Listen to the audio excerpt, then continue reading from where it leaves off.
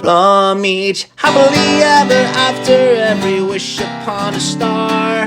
Let's break down the movies that shaped who we are. From memory lane to now and everything in between. The most famous of films to the ones we've never seen.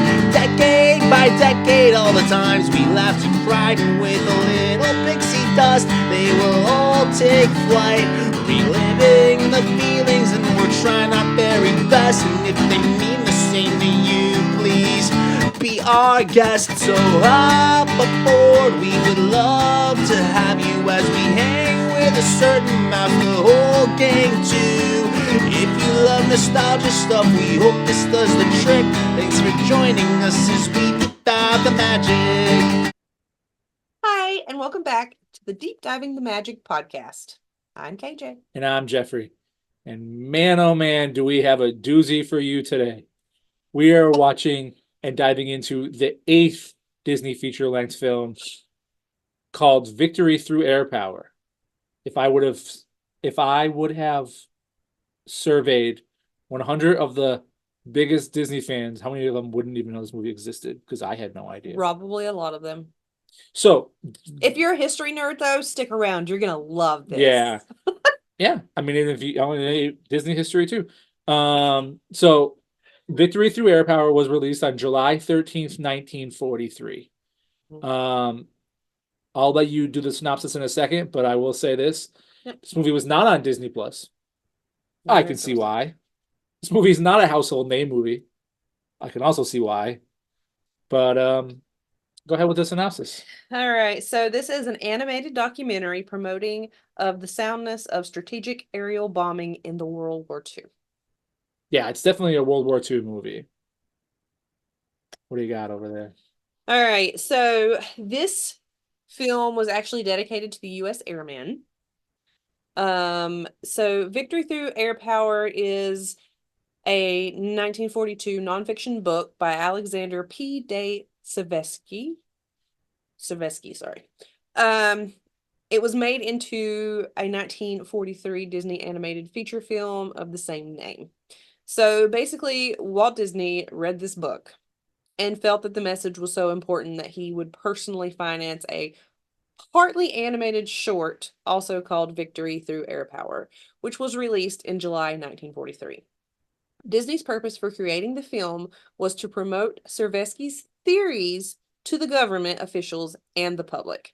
After seeing the film, Winston Churchill and Franklin D. Roosevelt decided that Seversky knew what he was talking about, changing the course of the war. Yeah, it definitely worked. And it's definitely a air attack, air power movie. It was basically war propaganda.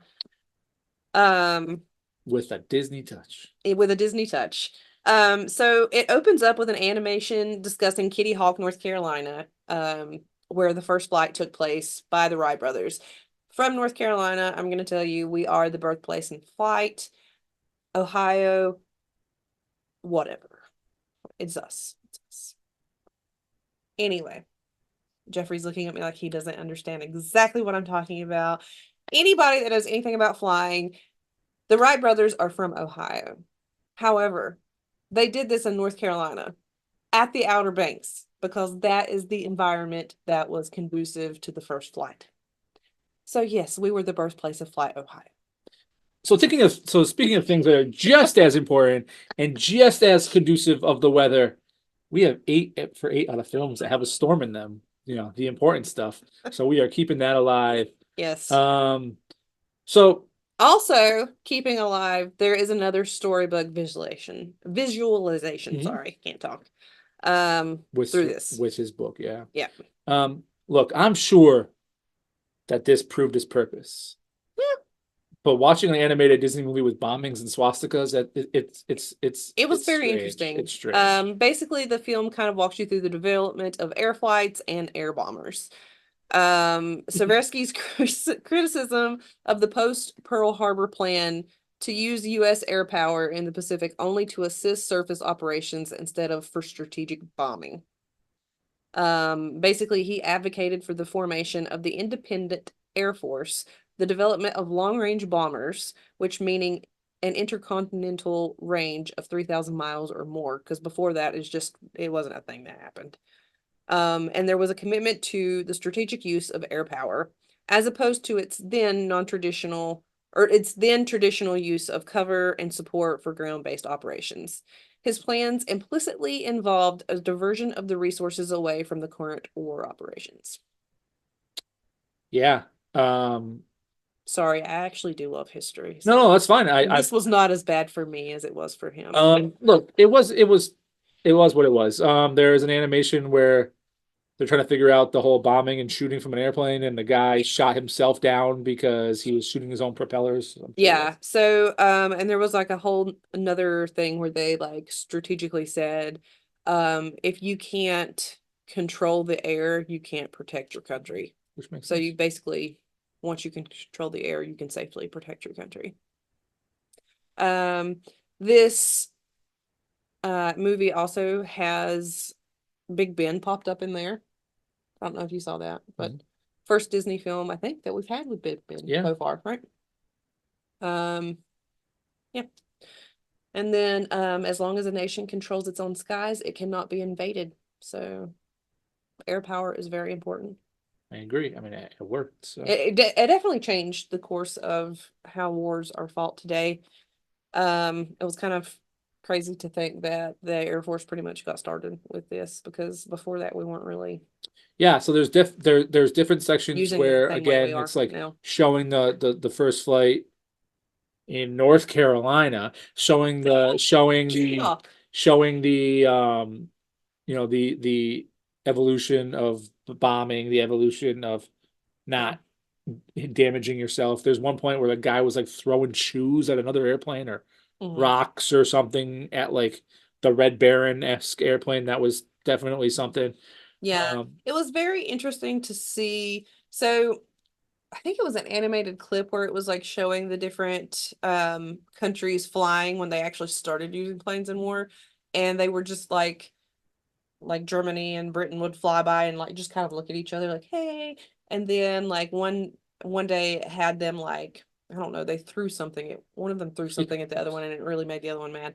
So then eventually the other one's like, and starts using a gun and shooting off the front of it, but then he ended up shooting himself down because the gun was like shooting through the propeller, which then led to a gun being used that had like the timing down to where it would actually shoot in between the propeller, which changed the course of everything. Yeah. But it was very interesting to see this done in animation. Yeah. It's like comical animation. Black and white, I think. Yeah. Yeah. Black and white. One of the results of this film is that at the end of the World War, there was actually a bomb used that was named the Disney bomb. I don't remember that, but yeah. So I forgot what movie on here. Maybe it was The Reluctant Dragon is not the first Disney bomb, because this is a Disney bomb too. There's also a quote from here that says it's a question of who destroys who first, basically. True. And then it had in here discussing how Crete was another turning point to prove the importance of air power versus naval power. Oh yeah, I remember that. Because Britain was like a huge naval power, but it's like you can't always get your ships into where you need to get them because some of it's on land, so you need to be able to do something else. Victory through the air. Yeah. Power. It talked about how it was bottlenecking everything, and then I started laughing because it literally showed a literal bottle. Yeah. So towards the end, I don't want to jump too far ahead, but we've kind of discussed the most of everything. Yeah. Towards the end, there's so many explosions. Like there's so much explosions at the end of this, it could make a famous action movie director very jealous. Like everything was blowing up at the end of this movie.